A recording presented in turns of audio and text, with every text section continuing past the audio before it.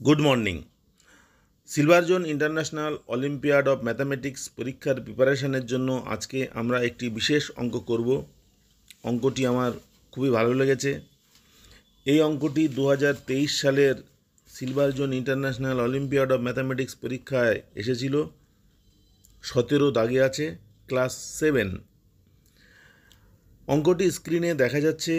The measure of angle P and thrice it's supplement differ by 20 degree, then P can be 100 degree, 120 degree, 140 degree, 110 degree।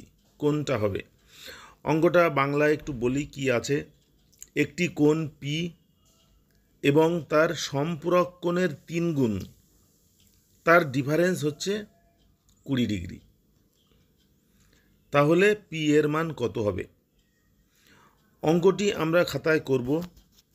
এই অঙ্কটি করার আগে আমরা একটা বিশেষ বিষয় নিয়ে আলোচনা করব, সেটা হচ্ছে পূরক কোণ ও সম্পূরক কোণ। পূরক কোণের ইংরেজিটা হচ্ছে কমপ্লিমেন্টারি অ্যাঙ্গেল এবং সম্পূরক কোণের ইংরেজি হচ্ছে সাপ্লিমেন্টারি অ্যাঙ্গেল। পূরক কোণ কাকে বলে? যখন দুটি কোণের যোগফল 90 ডিগ্রি হয়, একটা কোণ এক্স ডিগ্রি একটা কোণ ওয়াই ডিগ্রি, তার যোগফল যদি 90 ডিগ্রি হয় তাহলে এক্সকে ওয়াইয়ের পূরক কোণ বলে, ওয়াইকে এক্সের পূরক কোণ বলে। আর একটা হলো সম্পূরক কোণ। যখন দুটি কোণের যোগফল 180 ডিগ্রি হয় তখন একটিকে আরেকটির সম্পূরক কোণ বলে। পূরক কোণ কমপ্লিমেন্টারি অ্যাঙ্গেল, সম্পূরক কোণ সাপ্লিমেন্টারি অ্যাঙ্গেল। আমাদের যে অঙ্কটা দেওয়া আছে সেই অঙ্কে বলা আছে একটা কোণ পি এবং তার সম্পূরক কোণের 3 গুণ।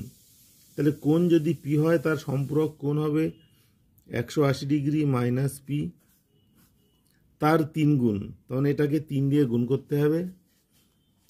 এই দুটোর ডিফারেন্স, তার মানে পি থেকে 3 ইন্টু 180 মাইনাস পি বাদ দিলে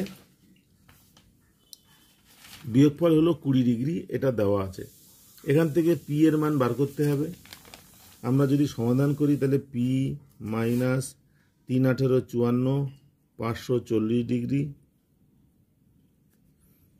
মাইনাসে মাইনাসে plus 3p equal to 20 degree. P plus 3p তার মানে 4p ইকুয়াল টু হবে 20 আর 540 যোগ করলে 560 ডিগ্রি। 4p সমান 560 ডিগ্রি, তাহলে পি সমান হচ্ছে 560 বাই 4,